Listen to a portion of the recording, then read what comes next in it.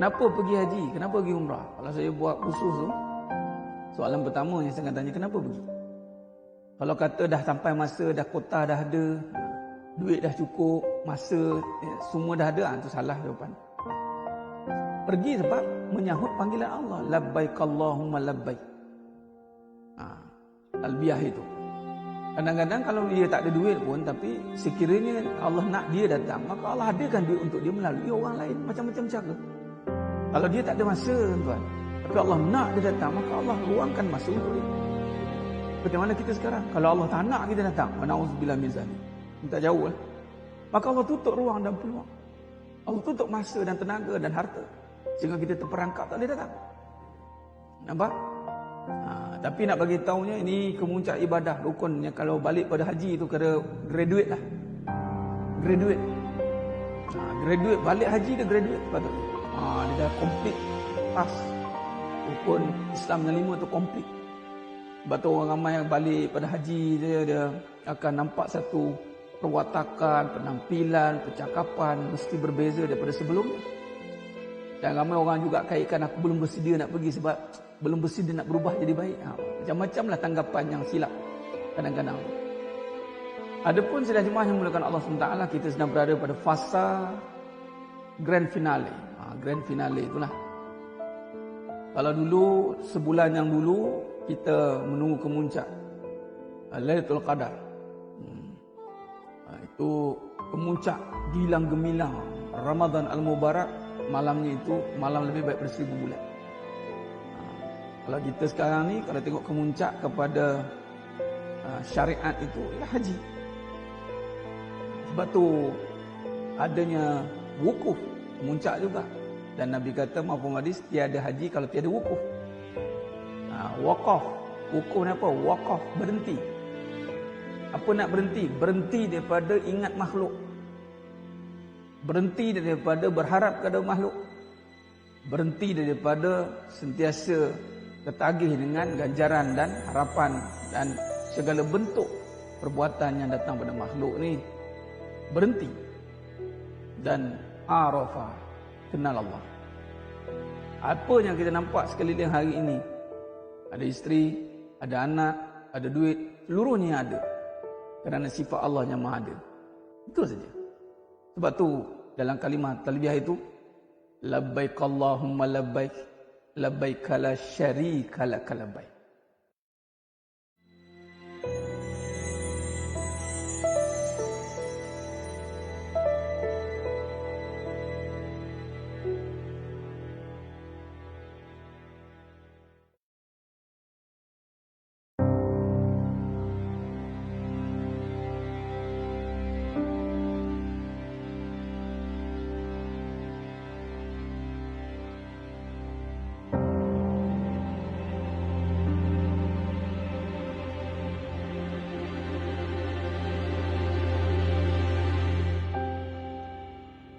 Kenapa pergi haji? Kenapa pergi umrah? Kalau saya buat khusus tu, soalan pertama yang saya akan tanya, kenapa pergi? Kalau kata dah sampai masa, dah kota dah ada, duit dah cukup, masa semua dah ada, itu salah jawapan. Pergi sebab menyahut panggilan Allah. Labbaik Allahumma labbaik. Talbiyah itu. Kadang-kadang kalau dia tak ada duit pun, tapi sekiranya Allah nak dia datang, maka Allah adakan duit untuk dia melalui orang lain, macam-macam cara. Kalau dia tak ada masa, tuan, tapi Allah nak dia datang, maka Allah luangkan masa untuk dia. Bagaimana kita sekarang? Kalau Allah tak nak kita datang, wa na'udzubillah min zalik, minta jauh lah. Maka Allah tutup ruang dan peluang. Allah tutup masa dan tenaga dan harta, sehingga kita terperangkap tak boleh datang. Nampak? Tapi nak bagi tahunya, ini kemuncak ibadah rukunnya. Kalau balik pada haji tu kena graduate lah.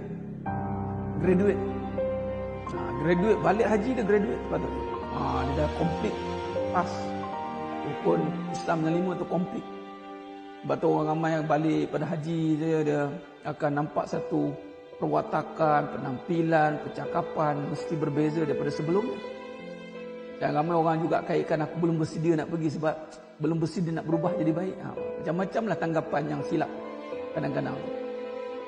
Adapun sidang jemaah yang dimuliakan Allah SWT, kita sedang berada pada fasa grand finale. Grand finale itulah. Kalau dulu, sebulan yang dulu, kita menunggu kemuncak Lailatul Qadar. Itu kemuncak gilang gemilang Ramadan Al-Mubarak. Malamnya itu malam lebih baik dari 1000 bulan. Kalau kita sekarang ni, kalau tengok kemuncak kepada syariat itu, ya haji. Sebab tu adanya wukuf, kemuncak juga. Dan Nabi kata maupun hadis, tiada haji kalau tiada wukuf. Waqaf. Wukuf ni apa? Waqaf, berhenti. Apa nak berhenti? Berhenti daripada ingat makhluk. Berhenti daripada berharap kepada makhluk. Berhenti daripada sentiasa tertagih dengan ganjaran dan harapan dan segala bentuk perbuatan yang datang pada makhluk ni. Berhenti. Dan arafa, kenal Allah. Apa yang kita nampak sekeliling hari ini, ada isteri, ada anak, ada duit, seluruhnya ada. Kerana sifat Allah yang maha ada. Itu saja. Sebab tu dalam kalimah talbiyah itu, labbaik Allahumma labbaik, labbaik la syarika lak labbaik.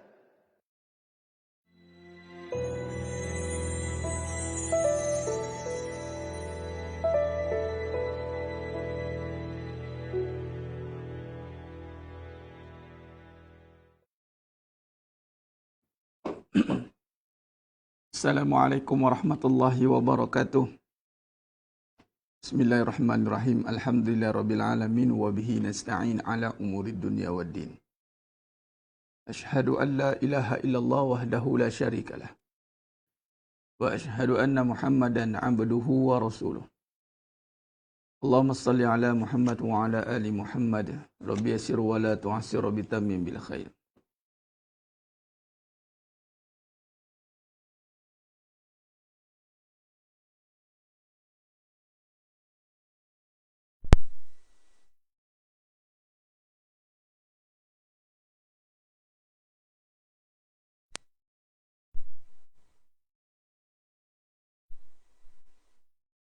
Amri wahlul 'uqdatam min lisani yafqahu qawli.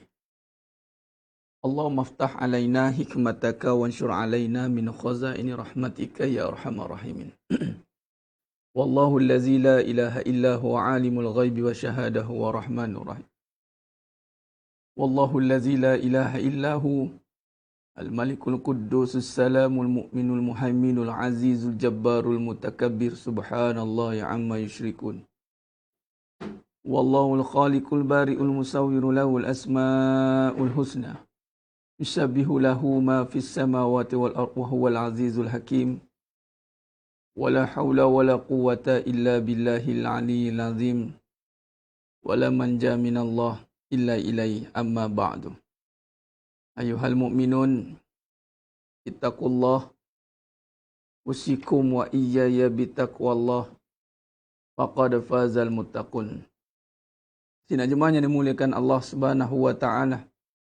Mudah-mudahan kita semua tergolong dalam golongan hamba-hambanya yang benar-benar bersyukur. Amin ya rabbal alamin. Alhamdulillah, summa alhamdulillah ala kulli hal, alhamdulillah ala kulli ni'mah. Bersyukur pada Allah Subhanahu wa taala dan arti kata menzahirkan dalam rupa bentuk ketaatan di atas segala kenikmatan yang Allah kurniakan kepada kita hari ini. Kita kena terjemahkan dalam bentuk ketaatan. Itulah kesempurnaan syukur. Itulah level syukur yang sebenar. Kata Syekh almarhum Syekh Ramadan Al-Buti. Mengatakan bahawa syukur itu adalah dengan menterjemahkan perbuatan. Dia bukannya dengan perkataan dengan sekadar alhamdulillah, alhamdulillah. Adapun alhamdulillah itu dikira juga sebagai lafaz. Tetapi makna syukur itu adalah perbuatan, af'al. Dan kalau kita lihat dalam perbahasan tentang meneladani ataupun takhalluq, teladan atau menyerap, takhalluq bil akhlaqillah. Ini baginda Nabi SAW itu menyerap, berakhlak. Ini perbuatan, bersadarkan kepada Allah SWT punya nama-nama yang sempurna. Maka Asmaul Husna ataupun nama-nama ataupun menyatakan. Jadi kalau kita hari ini benar-benar nak menyatakan aku ini hamba Allah, aku ini beriman kepada Allah, dia bukannya dengan lafaz sekadar ucapan. Tetapi ianya adalah sebuah pengakuan. Maka syukur itu adalah satu perbuatan yang diterjemahkan dalam bentuk ketaatan. Sebagai contoh, Allah bagi kita nikmat masa. Masa ni satu nikmat yang besar yang tidak ada siapa-siapa boleh bagi. Malah kita terpaksa jual masa pula. Kita kena buat pertukaran pula untuk dapatkan habuan dunia. Contoh, bekerja lah habuan dunia tu kan. Kena bagi masa baru dapat duit. Mana lagi banyak? Mana lagi mahal? Duit ke masa? Masa lah. Sebab dengan pelaburan masa dapat duit. Maknanya duit itu lebih besar. Masa itu lebih besar. Sehingga duit itu tidak akan dapat kalau tiada masa. Tapi dalam konteks masa pula, yang lebih utama masanya itu adalah masa yang dilaburkan kepada Allah. Dia mendapatkan pengharapan yang mengharapkan ridha Allah, mengharapkan pahala, mengharapkan ganjaran yang lebih besar. Allah kata, ya abna Adam tafar li ibadati. Ya anak Adam, Allah kata, luangkan masamu, waktumu untuk beribadah kepadaku. Sebagai contoh pagi ini, dan mana-mana anda buat lakukan untuk mengisi masa dengan majlis ilmu.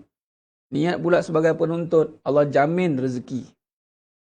Lepas tu beza dengan pendengar dengan penuntut, dua perkara berbeza. Pendengar, mendengar je lah. Ada masa dengar, tak ada masa, okeylah. Tapi kalau penuntut ni, itulah misi dia. Masa itu nombor satu, ilmu. Sebab tu dia heran ilmu yang banyak. Macam orang lah. Kalau masa dia duit, duit tu masa, nombor satu, duit lah. Duit je cerita dia. Ini boleh buat duit ni. Ni boleh buat duit ni. Ni boleh buat duit ni. Asal duit dia. Lepas tu barulah kata, bukan apa, kita kena pahala lah Ustaz. Lepas tu kita jadikan dia pahala katanya. Lambat. Sila air bulan tak jadi pahala. Jadi bala. Tapi kalau ilmu dulu, dia jadi lain. Ni kena cari ilmu ni. Ilmu nombor satu ni. Dengan ilmu lah menyelamatkan kita pada segala bentuk kejahilan. Terutama ilmu-ilmu yang benar-benar membincangkan hal perkara yang menjauhkan kita daripada kehancuran. Sebagai contoh pagi ini, kita membincangkan tentang pengurusan risiko. Ramai orang kata ada risiko kehidupan lah, susah lah, macam-macam hal. Tapi bila nak diajar, tak mau dengar. Macam pandai-pandai, dah mandai-mandai lah. Tapi kalau tengok cara hidup tu, macam-macam risiko terdedah. Tapi sebab Allah Ta'ala ni maha pemurah kan. Allah jaga lagi hidup kita ni. Walaupun kita tak sedarnya Allah jaga. Tapi manusia itu, dia tidak utamakan kefahaman. Ini yang berlaku apatah lagi di akhir zaman ini. Yang diutamakan adalah kebendaan. Diingat dia boleh selamat hidupnya dengan kebendaan. Silap. Kesilapan itu sangat besar. Sangat besar. Kerana apa? Kerana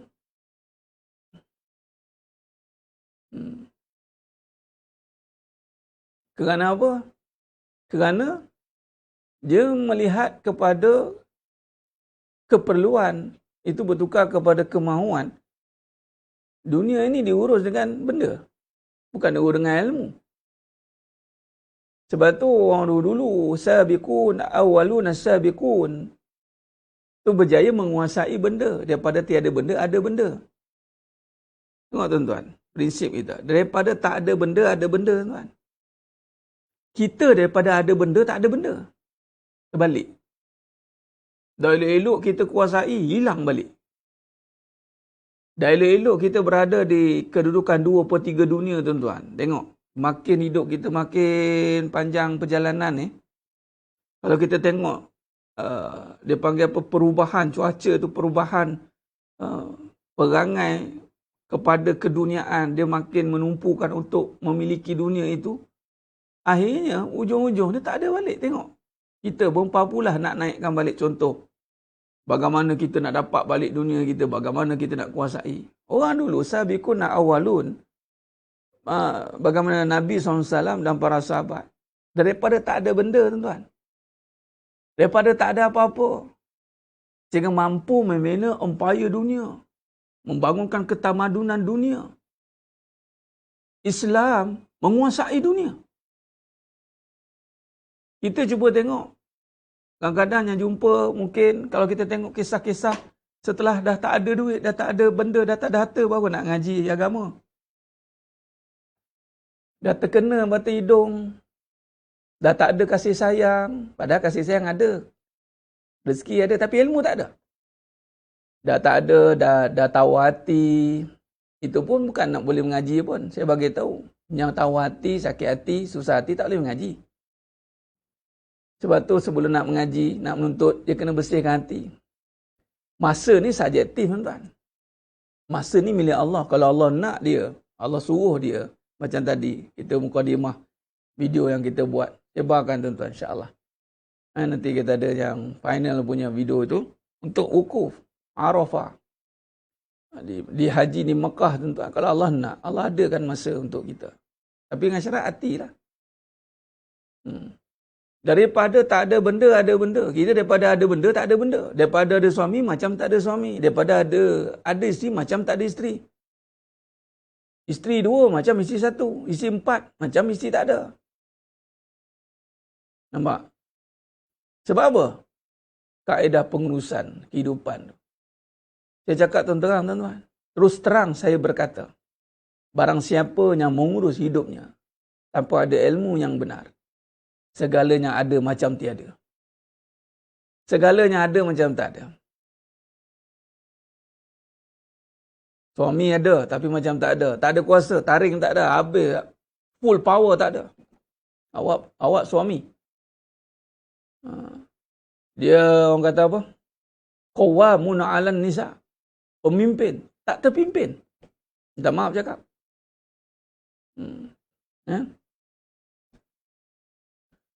Jadi sidang jemaah yang muliakan Allah SWT. Beramal tidak mengenal, mengamal nak dikenal. Beramallah sebesar gunung pun.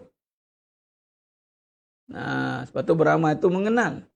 Tapi mengamal dia sebab mengenal amal, bukan mengenal Allah. Ada orang beramal sebab kenal amal. Lalu dia beramal lah kerana dia mengenal amal, tidak mengenal Allah.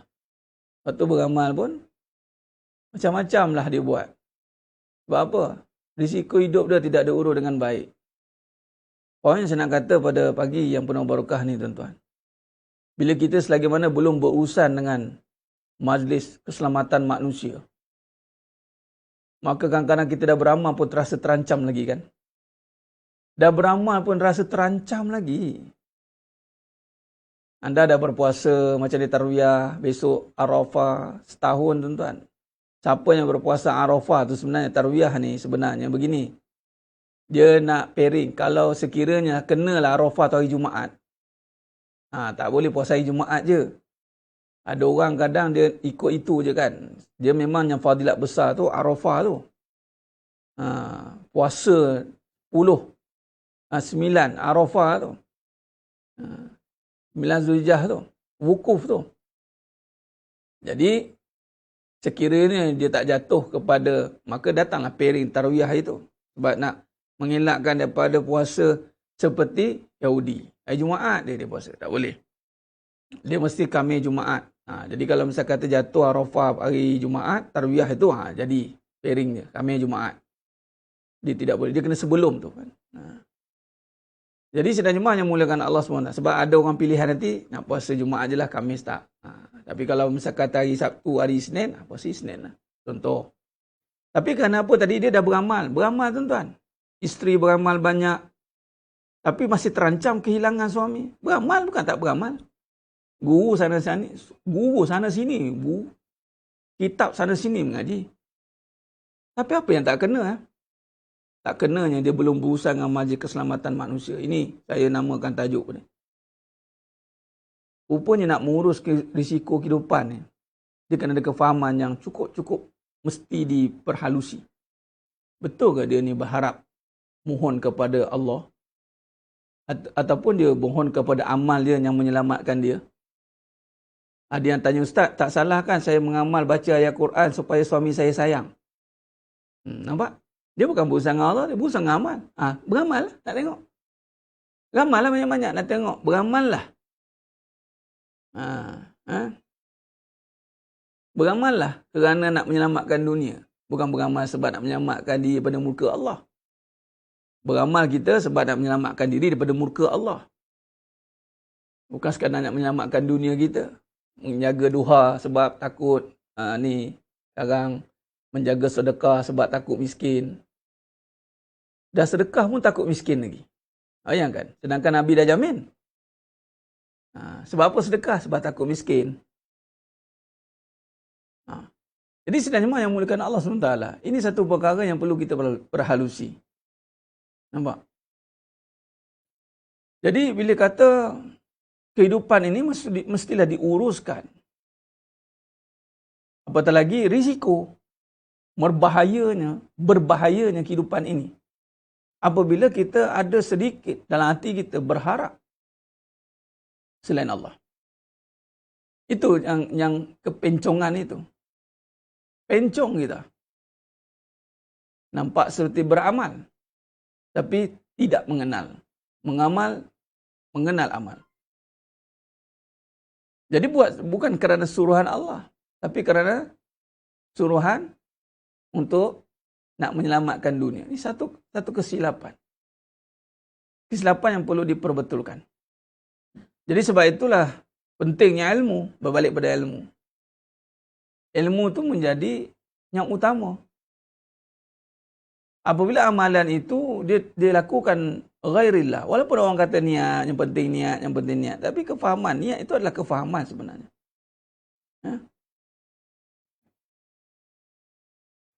Jadi sebenarnya jemaah yang muliakan Allah tu.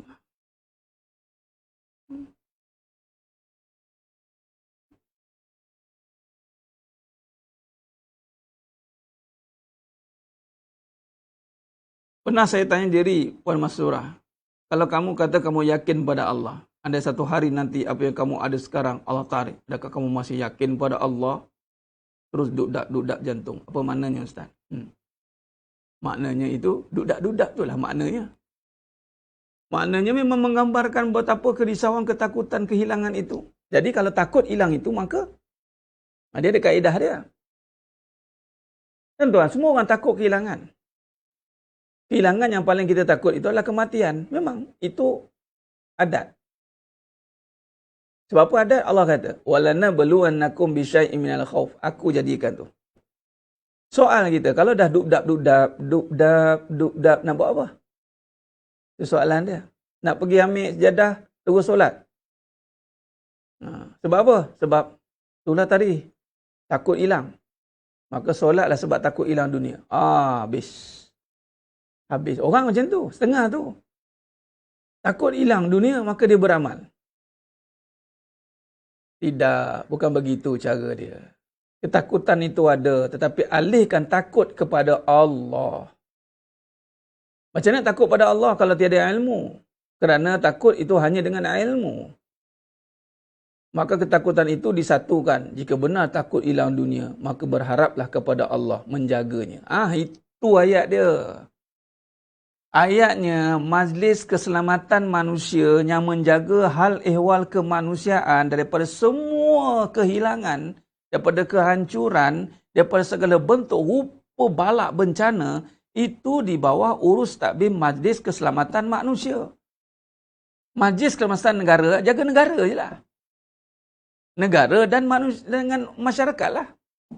Dengan rakyat. Tapi kalau Majlis Keselamatan Manusia, Allahumma antas salam wa minkas salam wa ilaika ya'udus salam.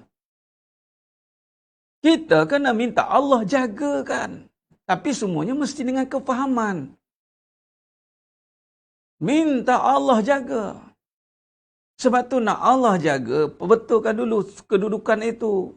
Maka jaga Allah. Nabi kata, bagaimana nak jaga Allah? Fas'alillah, fasta'in billah. Ada dia punya tip, dia punya SOP dia. Daripada Ibnu Abbas radhiyallahu an, Nabi SAW menasihati Ibnu Abbas. Bagaimana kalau kamu takut semua perkara ni hilang? Jangan kamu jaga dia. Kita jaga suami, jaga anak, jaga duit, jaga kat jemaah, jaga. No, tu. Sibuk nak jaga makhluk. Diri sendiri tak terjaga. Majlis keselamatan manusia ada. Nampak? Jadi kalaulah sekiranya kita sempat kecewa, maka kita sempat berpaling daripada dia. Sebenarnya tak ada istilah kecewa sebenarnya. Bagi orang beriman, tiada istilah kecewa. Orang beriman tiada kekecewaan, tuan-tuan. Sebenarnya. Jadi bil makna, kita akan susun ya, kita akan susun. Dalam majlis keselamatan manusia ni, hari ini saya nak simpulkan bagaimana kita nak buat protection, tuan-tuan. Saya nak seru semua ni, yang menonton pagi ni, yang tengah live ataupun yang ulang. Nah, ingat ilmu pagi ni betul-betul. Sebab waktu ni, waktu yang sangat, orang kata apa, sebaiknya lah faham perkara ni lah. Sebab tengah musibah ni, macam-macam hilang ni. Dan apatah lagi, nak masuk ke Arafah. Nak masuk ke wukuf ini. Oh, ini terbaik, tuan-tuan. Masya Allah. Allah susunkan perjalanan ini. Baik. Pertama, dalam mengurus takbir kehidupan kita, memang kita tidak lagi daripada risiko apa ni, kerosakan, ketakutan, bencana semua ni. Ini ada. Ini termasuk dalam rukun iman. Ini kita tidak boleh nafikan. Ini iman, tidak boleh. Saya tak percaya benda-benda buruk ni, Ustaz. Saya percaya semua baik. Tak boleh. Itu sebab tu hati-hati dengan berfikir positif. Hati-hati. Sekadar berfikir positif sehingga menolak segala takdir buruk. Maka dia bimbang-bimbang, dia tidak beriman. Saya tak boleh terima perkara ni. Amboi. Saya tak boleh terima keburukan ni. Jangan. Dalam iman, yang pertama kita betulkan. Kita kena ready untuk di saat kita meminta hujan, bersiap sedia bersamanya lumpur. Di saat kita meminta sihat, bersiap sedia bersamanya sakit. Dia ma'a ni bersama. Inna ma'al usri yusra. Malah kata ulama dia letak dia beriringan macam siang dan malam tu bersilih ganti macam tu. Dia tidak berasingan, dia beriringan. Anda jangan mengimpikan sihat tanpa sakit. Anda jangan mengimpikan muda tanpa tua. Anda jangan mengimpikan hidup tanpa mati. Bermaksud dua-dua ni ada. Bila sebut takdir, itu adalah apa yang Allah tentukan dalam kehidupan.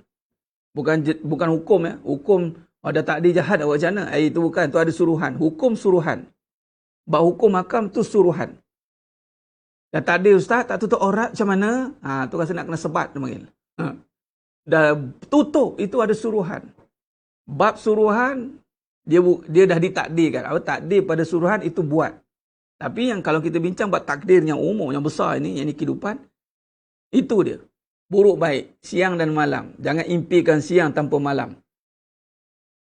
Jangan impikan sihat tanpa sakit. Jangan impikan senang tanpa susah. Jangan pernah impikan bulan dan bintang semata-mata tanpanya ada peti dan kilat sabung menyambung. Ini nampak. Bila kita mengaji bab dunianya indah-indah ni semua ni. Bila kita mengaji, okey, bayangkan semuanya indah, bayangkan apa? Hidup bukan bayang-bayang. Hidup adalah realiti. Bersiap sedia berhadapan dengan petir, hujan, ribut. Tetapi, adakah kita nak petir? Adakah kita nak ribut? Adakah kita nak segala balak bencana? Tidak. Walaupun dia berpasangan, beriringan. Tetapi di sinilah datangnya pengurusan untuk hindar daripada balak bencana. Hindar daripada benda-benda yang kita tak mampu tanggung. Hindar daripada perkara-perkara yang menyebabkan kita hancur lebih teruk daripada apa yang kita sangkakan. Maka begitu, kita letakkan dalam pengurusan yang sebelum ini, risiko yang paling besar adalah kita tak mengenal Allah. Itu risiko paling besar. Bila buruk baik kita tak nampak, bermaksud kita tak kenal Allah.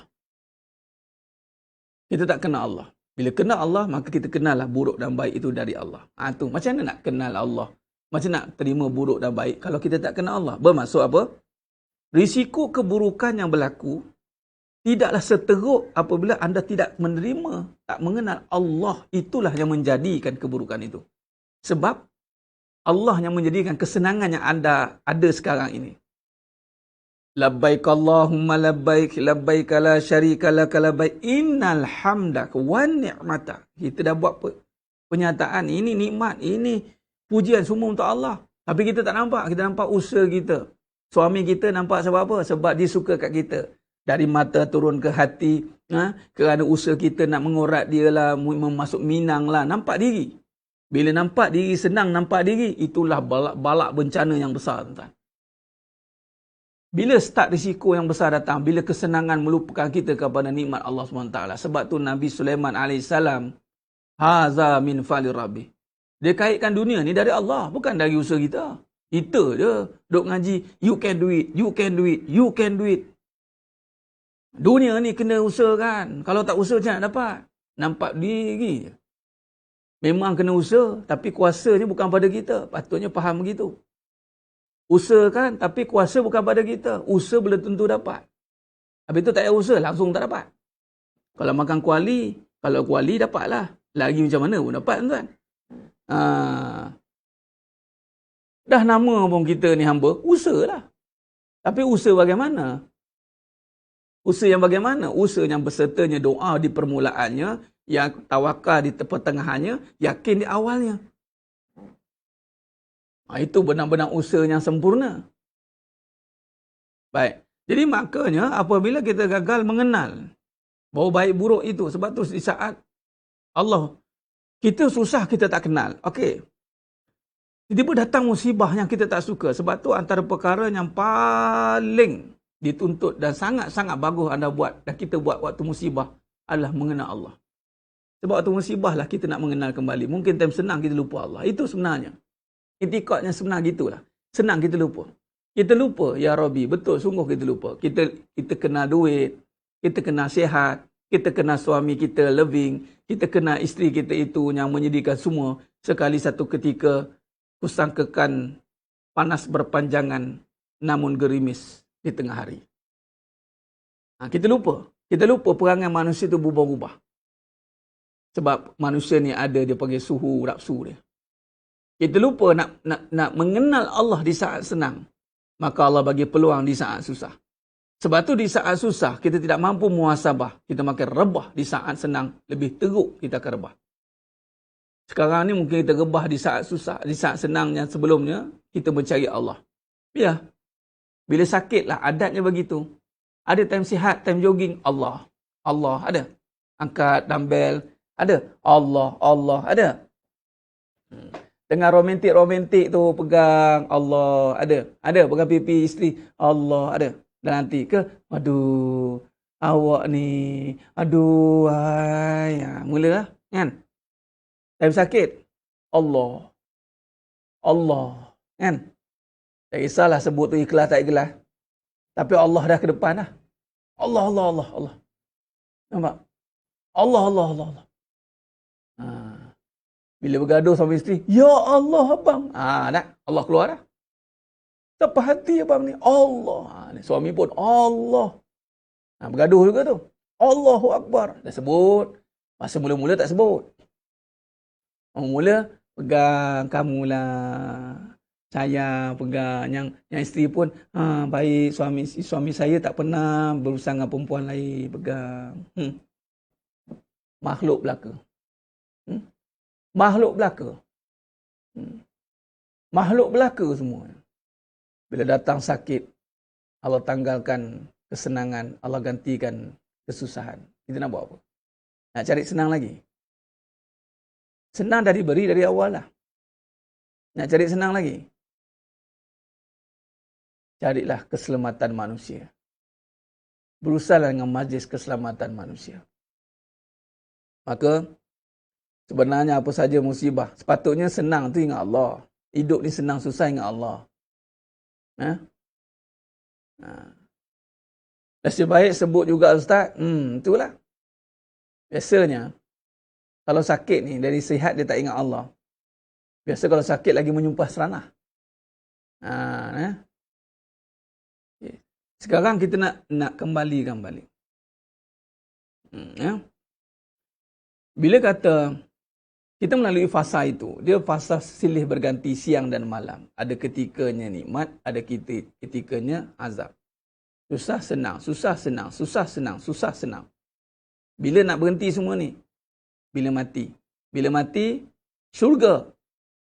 Senang, tak susah-susah. Neraka. Susah, tak senang-senang. Divide by 2. Automatic. Di dunia, susah, senang, susah, senang, susah, senang. Dia macam turbin, enjin. Yang ada Allah, susah senang ini digabungkan. Yang dilihatannya, aturan Allah, qadar Allah, sunnatullah. Itu dia gabungkan, dia leburkan susah dan senang itu. Yang dilihat itu adalah aturan Allah. Apa yang aku perlu buat di saat susah? Apa yang perlu aku buat di saat senang? Itu soalannya. Jadi sidang jemaah yang dimuliakan Allah Subhanahu Wa Taala. Ya, puan Atika Zulekha, terlalu yakin suami tak cari lain. Ya. Dan tak semestinya dia akan cari juga kat dunia. Tiba-tiba di syurga tak jumpa. Anda masuk syurga dengan cinta manusia, tak masuk dengan cinta Allah. Cinta Allah ni mesti diuji. Itu saja. Ujilah. Uji kehilangan. Habis tu takkan nak hilangkan suami saya. Bagi soalan saja. Kalau soalan pun gagal jawab, praktikal lagi tergulik, tuan-tuan. Sebenarnya kita semua disoal saja. Allah bukan nak bagi secara nyata. Allah bagi peringatan kan? Contoh, la in syakartum la azidannakum wa la in kafartum inna azabi lasyadid. Barang siapa bersyukur, Allah tambah nikmat. Kufur, azab. Satu warning kan? Belum jadi dah. Belum jadi. Belum jadi maksudnya, di sisi kita lah, kita tak tahu jadi ke tidak. Di sisi Allah dah berlaku. Di sisi Allah itu, Lauhul Mahfuz dah ternyata. Itu sebabnya akan datangnya pengharapan pada Allah. Kita harap kok-kok lah, ya Allah, apalah aturanmu yang terbaik. Allah je tahu apa yang terbaik untuk kita. Kita ni. Sebab tu soalan, hilang. Tak apa Ustaz, bukan milik saya. Dia jawab dulu. Sebab tu kena jawab dengan soalan ni. Baru tanya sikit dah gelabah dah. Baru tanya sikit bersilat-silat nak menjawab. Baru tanya sikit dah berdebat. Tanya baru belum berlaku. Macam mana ni kalau duit kamu ni tak ada ni? Mana boleh. Kita ni kena ada lah. Mula dia counter. Macam ni kalau suami kahwin lagi. Tak boleh. Tak relevan lah. Ni mana adil Ustaz? Sekarang ni kita tengok ustaz-ustaz pun lah. Asal tak cukup ke dengan yang ada? Mula dia popek cakap. Kita tanya je. Tanya je. Tanya pula soalan sensitif pula tu kan. Itu yang tembus ke jantung. Masa macam tercabuk jantung. Ustaz jangan tanya soalan tu boleh tak? Ustaz cuba cakap jaga perasaan sikit. Cuba ceramah tu sentuh yang benda yang ni je. Jangan masuk benda yang kami tak suka. Kan? Kita pun je lah. Berlapik-lapik lah cakap. Lepas ke sudah tak berubah. Nampak? Beramal bertambah lah. Tapi amarah macam tu juga. Beramal bertambah. Tambahlah amalan. Lepas satu amalan tambah. Tapi amalan hatinya menutup. Nampak? Jadi sebab itu kita tanya dulu. Soalan kita tanya dulu soalan. Nabi Ibrahim AS ditanya. Nabi Ibrahim AS ditanya. Tentang bagaimana satu ketika sedekah kambing yang terbesar. Nabi Ibrahim lah. Malaikat mula tanya tentang keadaan Nabi Ibrahim AS ini sekarang. Ni senang sangat ni, boleh lalai ni. Maka Allah kata, tidak, ujilah. Allah hantarlah malaikat menyamar. Minta kambing. 1,200 ekor anjing yang menjaga kambing-kambing. Setiap seekor jaga 1,000 ekor. Banyak kambing Nabi Ibrahim AS. Datang menyamar. Waktu tu Nabi Ibrahim tak kenal pun tu malaikat. Tapi soalnya permintaan ketiga baru diberikan sen. Masa itu malaikat. Nak 1/3 daripada kambing. Nabi Ibrahim kata apa? Boleh? Boleh terus. Subhanallah. Alhamdulillah. Allahu Akbar. Itu akadnya. Malaikat soal lagi. Semudah tu je bagi harta dia. 1/3 lagi. Subhanallah. Alhamdulillah. Allahu Akbar. Aku nak semua. Tukar akad. La haula wa la quwata illa billahil aliyil azim. Lepas tu berkatalah si fulan tu, aku malaikat. Nabi Ibrahim kata, aku dah niat nak bagi, aku bagi. Maka itulah sedekah besar-besaran. Habis keluar. Sebab tu Islam ni hebat. Walaupun kita tak mampu nak buat lagi. Tapi ada contoh yang dah buat. Sayyidina Abu Bakar Siddiq radhiyallahu anhu. Nampak? Jadi sedang jemaah yang Allah, bagi-bagi terus. Sebab bukan dari dia. Bagi je, Allah bagi lain. Macam itulah. Kita nampak nak bagi, nak dapat balik, nak usahakan. Belum tentu dapat. Payah. Betul ke ni? Tapi kalau kita nampak bahawa yang dapat itu dari Allah, bagi aja, dapat balik. Kalau betul lah. Sebab tu sebenarnya yang mulakan Allah Subhanahu Wa Taala. Ini menunjukkan bahawa apabila diri itu diletakkan kepada pengurusan kehilangan yang sebenar. Risiko ni saya namakan kehilangan. Maka dia tak sempat hilang lah. Sebab dia sempat menjaganya dengan penjagaan yang sebenar. Dia cepat-cepat. Dia panggil apa? Insurans. Orang cover insurans, tuan-tuan. Berjuta-juta cover. Tengoklah berapa skill bisnes dia. Dia takut ke kalau tak apa? Tak ada. Hilang dia cover. Orang jual insurans beratur. Risk management. Nanti kalau you tak ada, you mati macam mana? Sebab tu kawan insurans mati. Kerana setengah orang, mati. Saya cakap, sama juga kadang orang gunakan statement mati tapi tak ingat mati pun. Ingat duit. Itu masalah tu. Kadang-kadang saya tegur juga. Mati tak ingat duit pun, tak ingat pahala pun. Mati orang hidup senang. Orang mati tu dapat apa? Saya cakap. Sudah kata dia pun, Allah, tak ya juga. Yelah, yang hidup tu, ia ke jadi pahala harta tu? Kalau dia salah guna harta-harta tu? Nampak? Jadi insurans ni nak cover.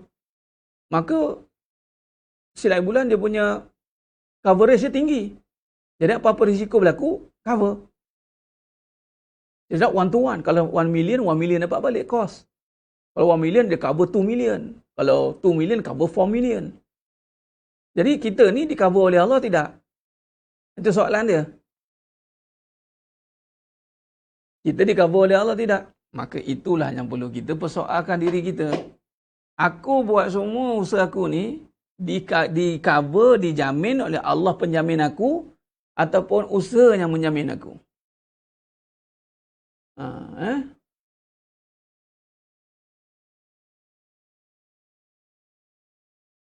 Jadi sidang jemaah yang muliakan Allah Subhanahu Wa Taala. Sebab itu kalau kita lihat bila sebut tentang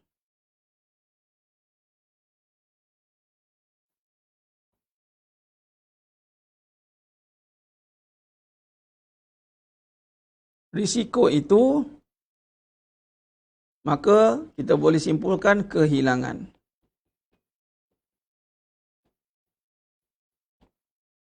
Sebab itu kalau kita rujuk bagaimana berhadapan dengan kehilangan, Al-Baqarah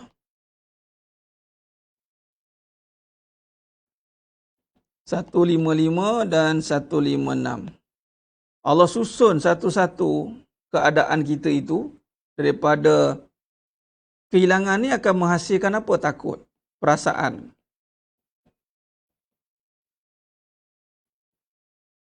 Itu yang kata tadi Puan Mastura tadi, bila takut hilang ni, ditanyakan soalan, bagaimana satu hari nanti hilang harta, duk-dap. Itu perasaan. Perasaan memang akan terkesan dengan soalan-soalan kehilangan ni. Macam mana nanti satu hari suami kamu kahwin lagi? Dudap. Bukan dudap. Berdebuk kena tumbuk sekali. Apa? Tak sayang mulut betul tanya. Kan? Ada satu video tu yang anak dia tanya, Mak, nikah kan halal kan? Kenapa Mak tak bagi Abah nikah lagi? Dia terus pukul dengan beg. Apa ni? Spontan kan? Itu emosi tu. Baik. Jadi takut ini pada apa? Pada kehilangan lah. Takut pada kehilangan. Disusun Allah Ta'ala dalam ayat itu sehinggalah pada kedudukan wabashiris sabirin. Sabar. Jadi maksudnya takut ni dia akan pergi kepada sabar. Wabashiris sabirin, kabarkan berita gembira. Sabar itu gembira. Baik, bagaimana dikatakan sabar itu gembira? Adakah sabar itu dengan menahan? Tidak. Dijawab dengan Al-Baqarah 156.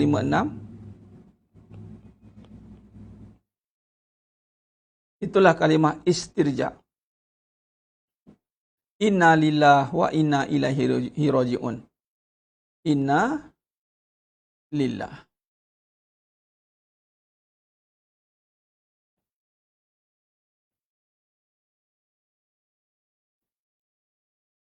Itulah kalimah istirja itu yang menyelesaikan semua. Baik. Kena faham di sini. Bila kata menyelesaikan semua, Ustaz, adakah saya langsung tak buat apa-apa? Itu kena faham. Sebab bila kata kembali kepada Allah, itu sebenarnya dia pergi kepada usaha dalaman. Dia beri usaha dalaman, iaitu hati. Adapun usaha perbuatan, itu masih tertakluk kepada perbuatan af'al. Mana kita kena lakukan. Mana dalaman dan luaran. Baik, soalannya sekarang, luaran kita dah stuck. Luaran kita dah tak tahu nak buat apa. Luaran kita dah terhalang. Contoh, bab apa tadi kita bincang tadi? Bab duit. Bab makan. Bab suami. Bab nyawa. Bab sumber pendapatan. Ini semua ada dalam Al-Baqarah 155 tu ya. Ini semua ada ni. Baik, ada ketika luaran ni tuan-tuan, anda nak cari duit dah tak tahu macam mana, makan pun kadang tak pasti. Suami, macam tadilah, boleh sebut dia sentap, nak bergaduh dia kerja. Nyawa, lagilah kita tak boleh nak jaga nyawa. Macam mana nak jaga nyawa? Yelah, jangan buat kerosakan. Betul lah, tapi nyawa yang sebenar nak jaga macam mana? Itu soalan juga kan. Sebab itu kadang-kadang manusia ni dia tak tahu bagaimana nak menjaga yang luaran ini. Lupa bahawa apabila kita kembalikan kepada Allah keyakinan, kefahaman, maka di sebalik urusan pentadbiran manusia yang kita nampak pada sudut lahiriah, ada urusan bersifat batiniah. Batiniah ni maksudnya yang halus, tersembunyi. Bukan batin-batin, tenaga batin tu ya. Ni ilmu-ilmu batin ni Ustaz. Bukan. Batiniah ni maksud tersembunyi. Contoh, dalam bab duit, sebenarnya duit, makan, minum, apa saja keperluan manusia itu rezeki. Maka Kementerian Rezeki yang menguruskan. Ada rezeki. Rezeki bukan manusia uruskan. Etikot kena betul. Ini betul kan kefahaman ni? Tak ada duit, tak ada makan, bukan tak ada rezeki. Alas, titik kat situ.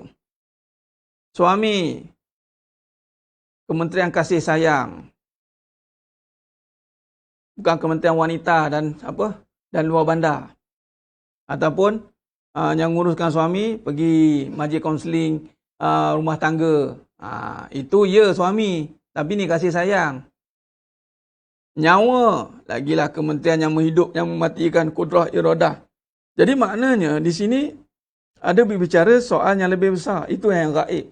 Maka kita namakan yang saya tulis tadi, majlis keselamatan manusia. Baik. Yang menjaga semua ni, sebab tu Nabi kata, ihfazillah yahfazka. Kamu jaga rezeki Allah, jaga kasih sayang Allah, jaga semua yang Allah punya. Tu macam mana nak jaga? Ni persoalannya sabar. Persoalannya. Maka Allah akan jagalah semua hal-hal yang kamu perlu, duit kamu, makan kamu, suami kamu, nyawa. Sebab tidak ada yang zahir tanpa ada yang batin. Roh tidak boleh manusia berdiri sendiri. Qiyamuhu binafsi, manusia tidak boleh berdiri sendiri. Dan kena faham, ini akidah. Manusia tidak boleh berdiri sendiri. Tidak boleh ya tuan-tuan. Usaha tidak boleh sekadar usaha. Usaha tidak boleh hanya berusaha saja. Tidak boleh. Usaha tiada apa-apa makna kalau tiada kuasa. Maksudnya tetap kita kena lakukan Tetapi tidaklah perkara itu yang menjadikan. Itu kena faham. Atau tiga kata lain adalah pada makam manusia dunia harus saja ada. Harus. Ya? Mungkin, boleh jadi. Jadi benda yang tak pasti. Sebab tu kadang-kadang kita berusaha, boleh jadi-jadi, boleh jadi tidak. Nampak? Jadi maknanya sekarang, menyerahkan urusan yang bagi jadi. Maksudnya, dalam konteks MKN ini, dia menjaga perkara yang bagi jadi tu. Yang bagi jadi, yang boleh jadi tu. Itulah kefahaman yang mesti yang kita kena jaga. Kefahaman ini yang kita kena jaga tu, maksudnya jaga tu. Maksud sekarang ni jaga kefahaman.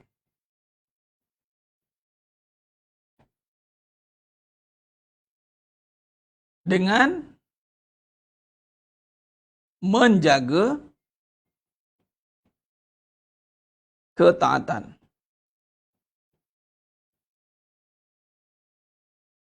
Okay, kalau jaga kefahaman, contoh rezeki bersifat ada. Kenapa rezeki bersifat ada? Jawab. Kerana yang ada itu sifat Allah. Ngaji sifat 20. Dia panjang sikit ni, sebab tu kena masuk mengaji. Jangan duk sibuk cari duit dia, lepas tu dengar pengajian macam dah tahu. Tu kadang-kadang tu. Sebab dia metod untuk menyusun balik kefahaman dengan perkataan, dengan keyakinan macam ni. Rezeki bersifat ada. Yang ada itu sifat Allah. Kerana ada itu sifat Allah. Tiada sifat makhluk. Lawan kepada ada itu tiada. Jadi sekarang kita berhajat kepada duit kah? Lah, kita bukan berhajat pada duit sebenarnya. Sudah. Alamak Ustaz.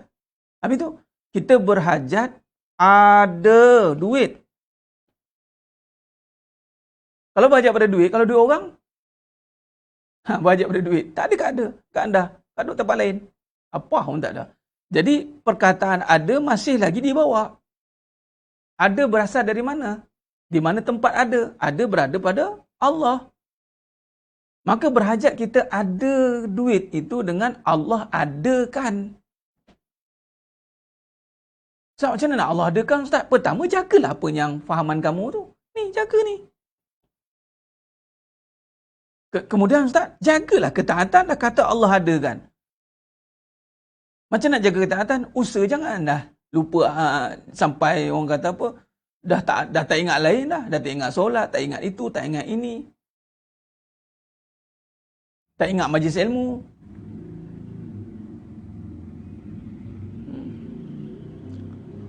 Majlis ilmu boleh tolak-tolak pula tu. Kejap ya, kejap tidak, kejap ya, kejap tidak. Sedangkan ketaatan yang utama itu adalah menjaga ilmu. Jaga majlis ilmu.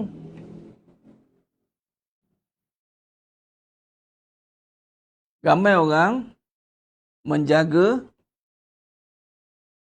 duit.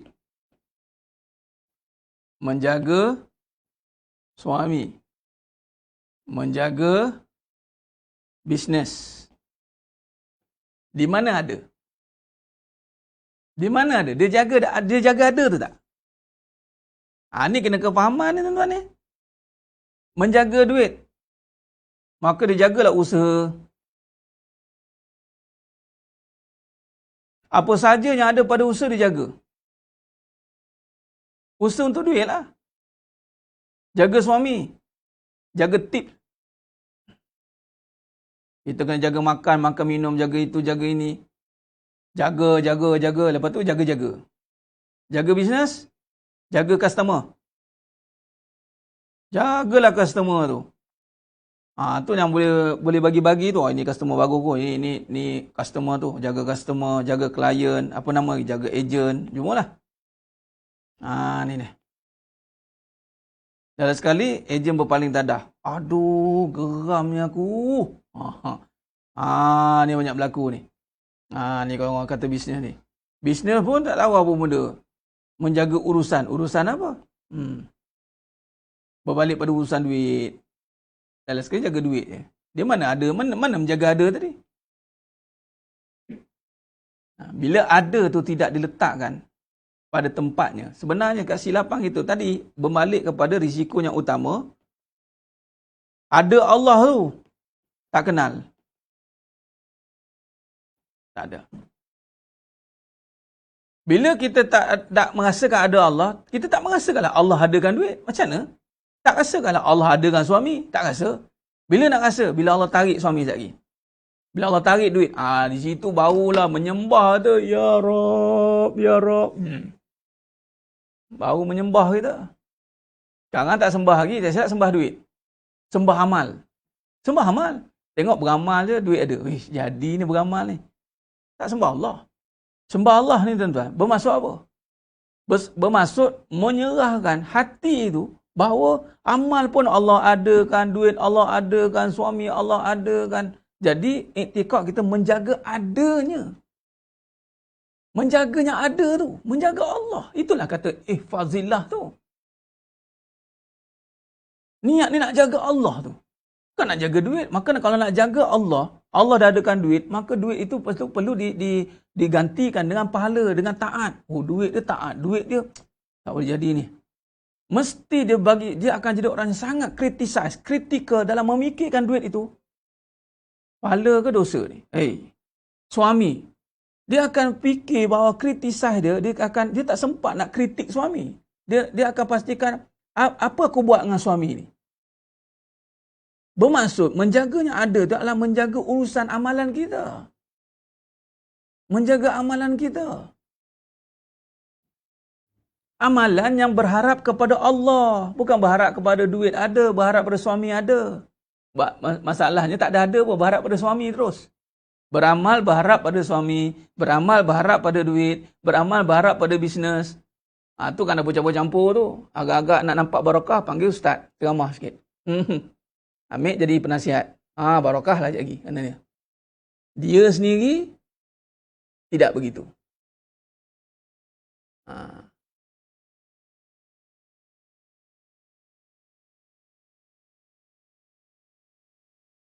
Ya tuan saya, ustaz, bila kita kata bekerja dengan Allah, ramai orang skeptikal.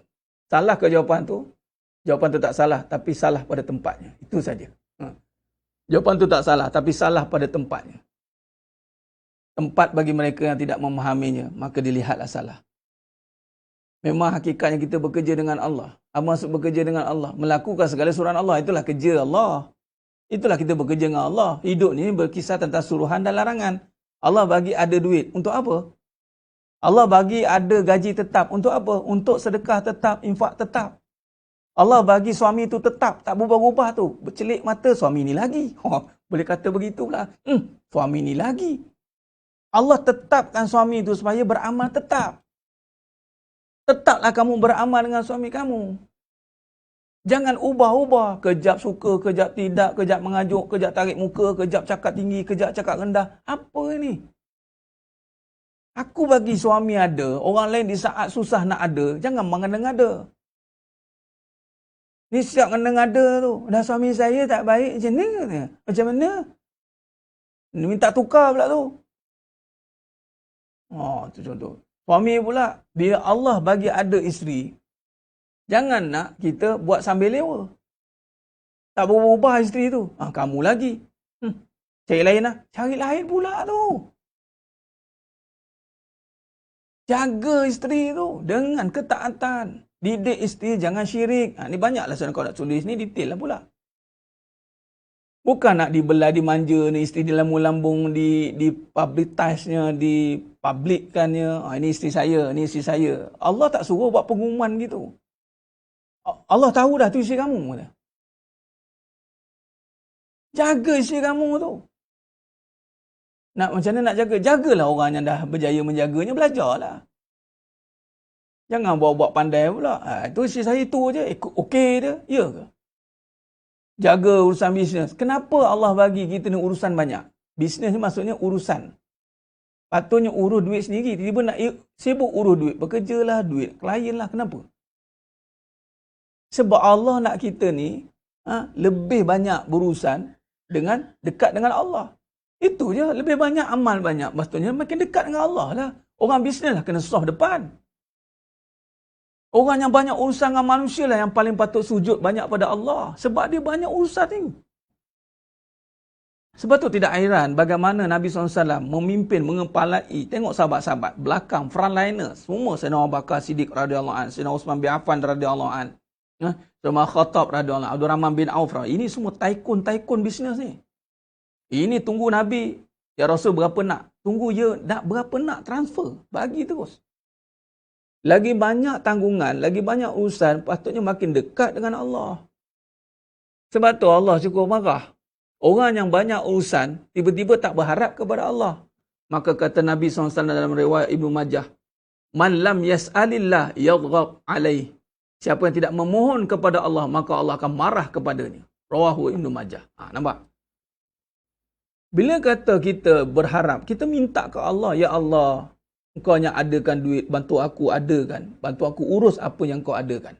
Kau adakan suami untuk aku, Ya Allah. Suami pula spesi-spesi Fir'aun ni, Ya Allah. Bagilah kekuatan bagaimana nak ngurus spesies Fir'aun ni. Macam mana nak ngurus spesies macam tu? Dia mesti ada setiap spesies tu ada cara pendekatan dia. Nak kena kurungkan ke? Kena injek lebih sikit ke? Kan? Itu Allah akan bagilah kefahaman demi kefahaman. Nampak? Jadi, man lam yas'alillah. Man lam yas'al. Sebab tu kata Ibnu Abbas, Nabi kata kepada Ibnu Abbas radhiyallahu anhu itu. Ketika bila kita nak menjaga Allah itu, pertama sekali yang kita kena jaga itu, kita sentiasa minta kepada Allah. Fas'alillah. Minta kepada Allah. Nak apa-apa, minta. Duit. Minta ke Allah, Ya Allah. Nak duit. Okay. Bila nak duit, mesti ada bersamanya suruhan kan? Takkan tiba-tiba turun duit. Itu namanya, mesti ada senang pada duit, susah pada amal sebenarnya. Orang senang ada duit, susah nak sedekah. Itu saya cakap, dia berbalik kepada senang, susah. Itu beriringan. Senang ada suami, susah nak taat. Senang ada bisnes, senang, semua orang senang ada bisnes. Tumbuh macam cendawan sekarang ni, betul tak? Tapi susah untuk menjaga segala urusan Allah. Di dalam itu semua tentang Allah. Sebab tu jujur. Yang ni bisnes ni, Nabi kata siapa yang jujur. Mana apa? Yang menjadikan, bukan sebab usaha. Sebab Allah yang bagi jadi. Kaya sifat Allah. Yang banyak mengaku kaya, bukannya orang, saya ni tak kaya. Betul? Orang kalau kerja gaji, makan gaji, tuan-tuan. Susah nak mengaku kaya. Yang banyak mengaku kaya, orang mana? Orangnya tu urusan-urusan yang banyak. Yang banyak customer, yang banyak klien, yang banyak ejen tu. Senang dia nak mengaku kaya. Mengaku dah. Jadi sedang jemaah yang mulakan Allah Subhanahu Wa Taala. Jadi apabila kita memahami perkara ini, Majlis Keselamatan Manusia sebenarnya menjaga semua hal ehwal pengharapan kita tadi. Kita harap pada rezeki, harap pada kasih sayang, harap kepada kekuasaan, semua. Semua benda itu tertakluk di bawah kekuasaan Allah. Sekarang ni, bila kata simpulan je, bila kita nak berurusan dengan MKN ni tuan-tuan. MKN juga ni, banyak Allah bagi ilham ni. Majlis Keselamatan. Sebab tu antara doa yang besar juga fadilatnya itu adalah doa minta keselamatan. Allahumma inna nas'alukal afwa wal afiyah. Afwa tu keselamatan lah, keampunan. Keselamatan yang dimasukkan di sini adalah bebas daripada murka Allah. Tidak selamat seseorang itu yang tidak lepas daripada murka Allah. Jangan main-main. Majlis Keselamatan Manusia. Itu yang utama. Kemudian Allah menjaga semua kemudaratan yang lain lah.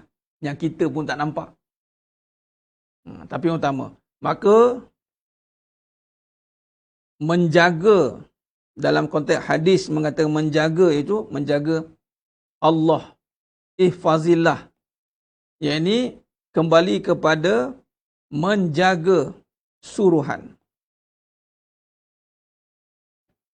Ni kata suruhan Allah. Apa Allah suruh? Apa Allah suruh? Itu saja.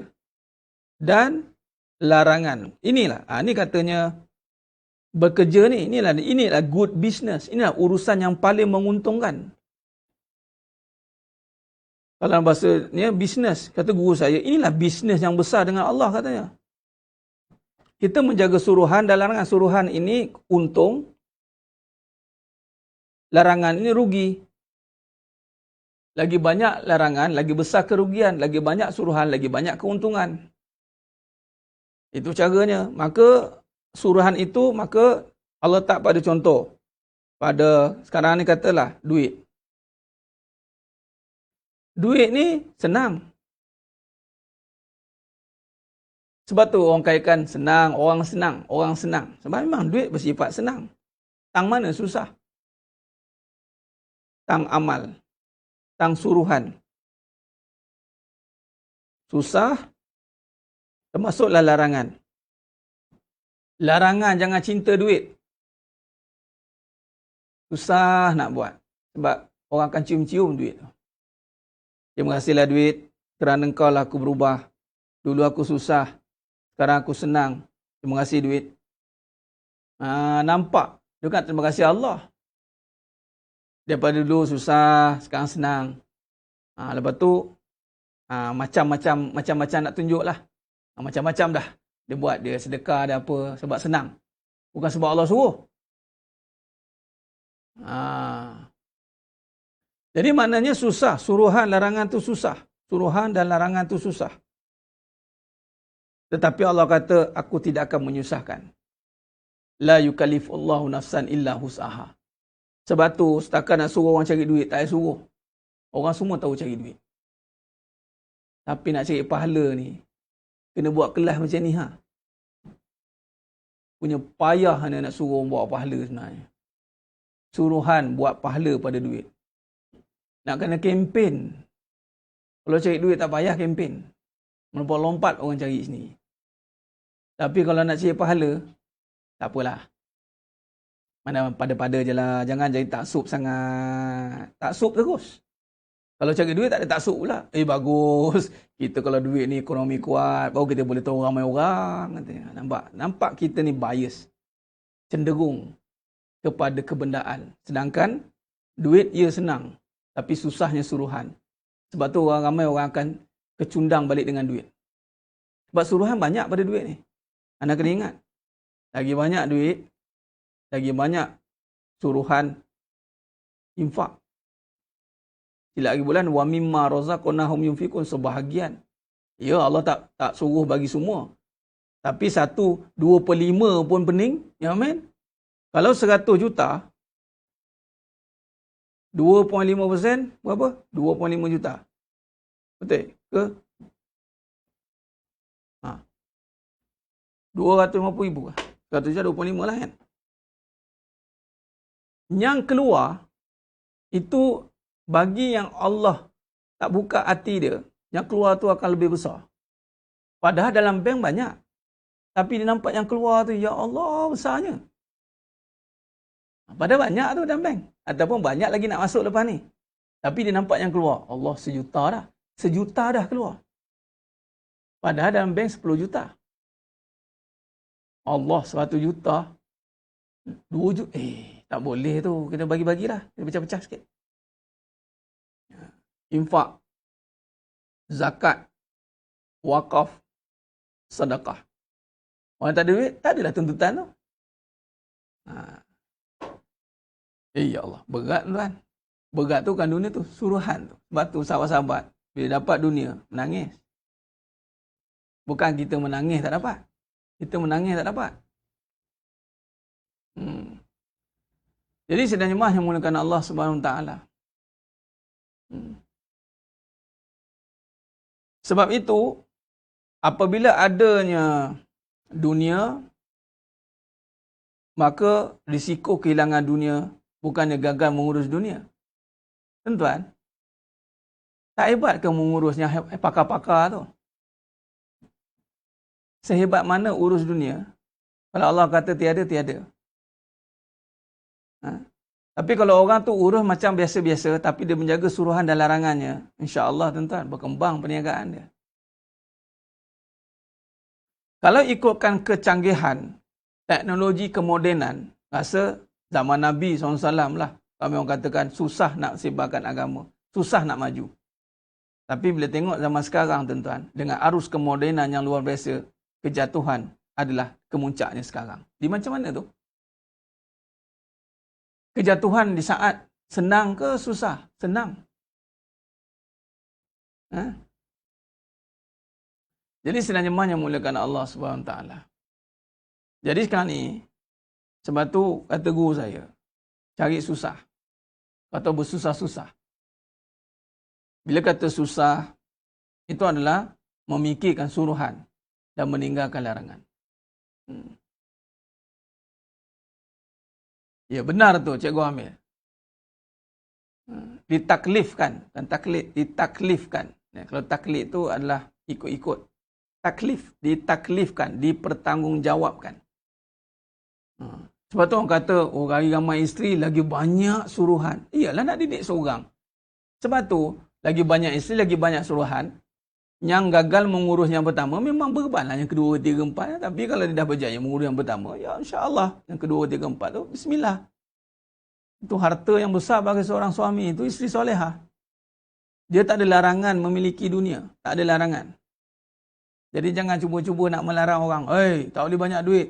Tak ada. Tapi Nabi bimbang dengan adanya duit yang banyak. Larangan banyak duit tak ada. Tapi Nabi bimbang sangat. Kerana duit lebih berkuasa daripada Allah. Isteri lebih berkuasa daripada Allah. Sehingga keluar statement kena cari redha isteri. Apa kemasalahnya dah ni? Dia terbalik kuah dia panggil. Isteri pula tunjuk kuasa. Abang ingat bang, abang sengit sebelah tau. Dia nentukan. Itulah gatal sangat nak kahwin lebih. Sekarang ikut saya. Kalau saya tak redha, abang jangan harap, jangan mimpi abang nak masuk syurga. Ingat bang, sekarang abang nak kahwin lebih, syurga di tangan saya. Ambil. Teruk lagi jadi. Ingatkan makin jadi baik. Sebab tu ramai, boleh tak bawa Allah tuan, sibuk dengan mengurus rumah tangga yang tak apa-apa. Minta maaf cakap. Bila saya bawa kembali suruhan larangan, tak mau dengar. Sebab apa? Sibuk nak cerita perasaan. Tip-tip nak memujuk. Tip-tip nak lembutkan hati isteri. Tip-tip itu semuanya menyusahkan. Bagaimana lari daripada suruhan dan larangan Allah. Tak mau tak apa. Kita tengok macam mana dia boleh harmoni, aman, damai. Ada orang aman damai kerana diadakan dunia. Ada masing-masing ada urusan sendiri, masing-masing ada kerja sendiri, okeylah. Masing-masing ada duit sendiri, masing-masing ada kerja sendiri. Nampak? Ni dia. Dan memang tiada larangan pada dunia itu untuk kita adakan. Sebab ia atas keperluan. Tapi larangan itu akan berlaku apabila kita salah gunakan. Ini yang dia. Jadi sebenarnya yang mulakan Allah Ta'ala. Jadi kesimpulan kita pada pagi ini. Bila kita berusaha dengan Majlis Keselamatan Negara. Bukan negara. Manusia. Tukar. Majlis Keselamatan Manusia. Kita minta keselamatan ni tuan-tuan. Tak kisahlah pun jadi pada kita. Dan kita mintalah keselamatan. Itulah doa. Allahumma antas salam dan Allahumma inna nas'alukal afwa wal afiyah. Dan di sini apabila kita faham bahawa keselamatan itu berkisar tentang murka Allah, maka menjadi agenda kita untuk menjaga suruhan Allah. Itu dia. Menjaga suruhan Allah. Susah, bukan susah tu yang kita takut. Jangan takut dengan susah. Kelak menjauhkan kita daripada Allah. Kalau kita takut dengan susah, kita nak dekat dengan senang, bukan nak dekat dengan Allah. Kalau kita takut dengan Allah, ya kita takut susah, kita bawa balik takut tu kepada Allah. Ya Allah, aku takut dengan susah, maka jangan susahkan aku. Maka jangan susahkan. Okey, Allah kata, berusahalah dengan aku. Kalau kita, ya Allah, aku tak nak susah. Jadi, aku nak senang. Nampak? Bila aku nak senang, maka kita akan berusaha dengan senang. Tapi, ya Allah, aku takut susah, ya Allah. Okey? Itu perasaan kamu takut susah. Bagaimana kamu nak susahkan? Ya Allah, jangan susahkan aku. Mana kita berharap kepada Allah. Jangan susahkan aku ya Allah. Aku nak engkau ya Allah. Aku berhajat kepada engkau ya Allah. Allahus Samad. Ya Allah, aku berhajat kepada engkau. Yang maha agung, zat yang tidak habis-habis. Yang kekal, sifat kamilah, jamalah. Sempurna. Bahawa janganlah susahkan aku. Nampak kita nampak. Kita nampak dah. Bila kita berlapang dada bahawa susah senang itu di sisi Allah. Bukan di sisi kita. Maka di saat kita senang, kita berhati-hati. Hati kita, ya Allah jangan susahkan aku ya Allah. Dan di saat kita susah, ya Allah, aku berlindung daripadamu. Aku berlindung denganmu, ya Allah. Daripada kesusahan ini. Itulah doanya maksurat. A'udzu bikalimatillahi tammati min syarri ma khalaqa. Apa yang kita berlindung? Adakah susah itu saja? Tidak. Minal kufri wal faqr. Kekufuran daripada kesusahan itu. Kita takut dengan susah, kita makin jauh daripada Allah. Kita takut. Sebab itulah meminta itu dengan memuji-muji Allah. Memuji-muji Allah. Jadi sedang jemaah yang muliakan Allah SWT. Jadi mana-mana kesimpulan, jangan Tuan Fazil dan semualah, bila kata nak menjaga Allah, jangan lagi di soalnya, isteri saya susah didik lah, ni tengah susah lah. Dah, Allah tak suruh komen keadaan. Boleh tak? Boleh tak buat satu benda? Jangan komen keadaan, boleh tuan-tuan. Bila kita nak belajar, kita fokus bagaimana kita nak melaksanakan suruhan. Habis cerita. Jangan kita komen, isteri saya susah nak didik, isteri saya susah nak didik. Kenapa kita wirid benda yang memang susah? Yang memang susah.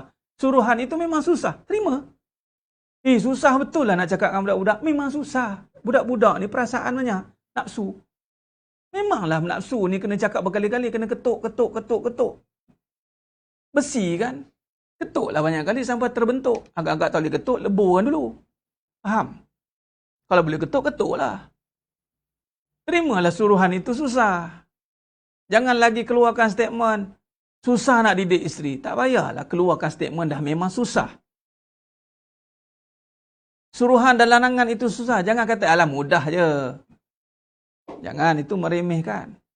Susah didik isteri. Khalas, titik. Susah nak taat dengan suami. Titik. Sebab kalau kita tak terima, nanti perasaan masuk, susah, tapi walaupun susah, saya akan berempah pula. Mulalah sinetron masuk, air mata masuk. Terima je lah. Ya, susah. Memang susah nak taat dengan suami. Tapi susah itu bukanlah hajat saya yang untuk saya minta senang. Tapi untuk saya berharap kepada Allah. Harap pada Allah. Statement tu dah memang susah. Dah memang susah. Jangan komen dah. Dah memang susah. Itu je. Dan jangan komen benda-benda yang tak patut dia komen. Apa dia? Rezeki. Jangan komen soal rezeki. Lambatlah rezeki. Tak tahulah macam tak ada rezeki. Jangan komen benda-benda macam tu. Jangan komen tentang kasih sayang. Ni, isteri saya dah tak sayang saya lah. Suami dah tak sayang lah. Jangan komen benda-benda macam tu. Bagaimananya? Jaga suruhan. Allah suruh sayang, sayang. Habis Ustaz, suami, jangan komen. Larangan kan? Jangan. Habis Ustaz, macam mana? Beri kekuatan. Beri kekuatan. No question, no objection. Habis Ustaz, kalau tak faham, belajar. Yang disuruh adalah belajar. Itu je. Belajar. Fahamkan diri itu dengan ilmu. Bukan nak fahamkan keadaan. Kadang-kadang keadaan memang tak boleh nak difahamkan pun. Tak faham lah Ustaz perangai suami dia. Memang begitulah perangai dia. Tak payah faham lah. Buang masa nak faham perangai orang. Buang masa tuan-tuan. Baik kita faham suruhan dan larangan Allah. Itu yang setepat-tepatnya kita kena faham. Saat lagi jadi kelacuran luahan perasaan. Ya, kebanyakan itu saya cakap berhati-hati bicara soal hati yang tersakiti. Sebenarnya bukan hati yang tersakiti, tetapi nafsu diri yang sedang meronta-ronta. Nafsu diri yang tersakiti. Tak dapat nak luahkan, sakitlah. Jadi senang jemaah yang bukan Allah SWT. Baik. Jadi maknanya apa? Sekarang ni kita nak urus dari risiko kita. Dan lepas pada ni dah faham, baru kita akan susun apa amalannya. Baru cerita buat amalan ya. Kita kena faham. Kita tak nak beramal sebab nak keluar terus pada risiko. Jangan. Sebab kita tak tahu bila kita nak keluar pada risiko susah, senang itu kan. Tapi bila kita dah faham, oh sekarang ni suruhan larangan tu susah, ya memang susah. Jadi dunia tu memang senang lenang pun. Sebab tu ramai orang nak dunia tak nak buat suruhan. Sebab suruhan tu susah. Baik, jadi kita dah faham, kita masih keselamatan manusia. Kita nak berurusan dengan Allah. Maka kita nak menjaga adanya. Menjaga adanya duit itu. Bukan duit itu yang ada sendiri. Allah adakan duit. Maka nak menjaganya ada itu. Maka kita akan pergi kepada susunan-susunan amal. Ya, InsyaAllah. Jadi sedang jemaah yang mulakan Allah SWT, ke kesimpulan pada pagi ini, marilah sama-sama kita perbetulkan balik. Risiko kita itu adalah apabila kita gagal melaksanakan suruhan dan larangan. Itu kesimpulannya. Mudah nak fikir. Suruhan siapa? Suruh orang ke? Diri sendiri. Jangan suruh orang. Kalau orang, ialah kena suruh juga. Tapi bukan menyuruh-nyuruh. Tapi letaklah suruhan dan larangan pada diri. Ya Allah, Allah suruh aku jadi baik. Yang berhak nak tengok kita baik itu Allah. Allah yang menjadikan kita, Allah yang berhak nak kita jadi baik.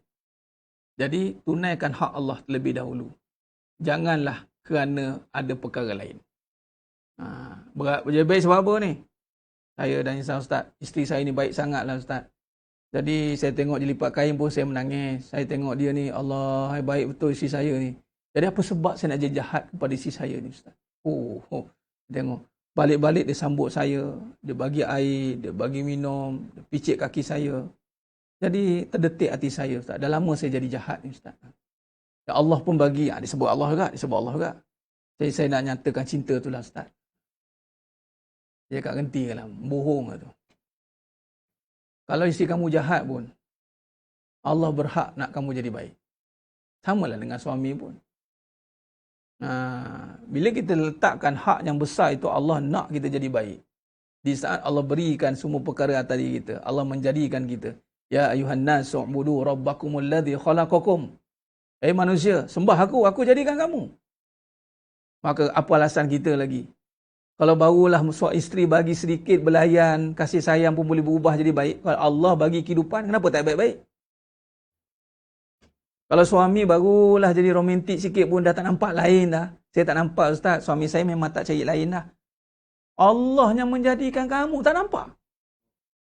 Ini masalahnya. Ubah-ubahlah tuan. Wukuf, berhenti-hentilah. Berhentilah kita berharap selain Allah Ta'ala. Itu maksud dia. Allah berhak untuk aku ni kena jadi baik. Sebab apa? Allah bagi macam-macam dah kat aku. Dia kena cakap macam tu. Dia kena azam cakap macam tu. Macam-macam Allah bagi kat aku. Aku buat jahat pun Allah bagi lagi macam-macam. Allahu Akbar. Dia kena macam tu.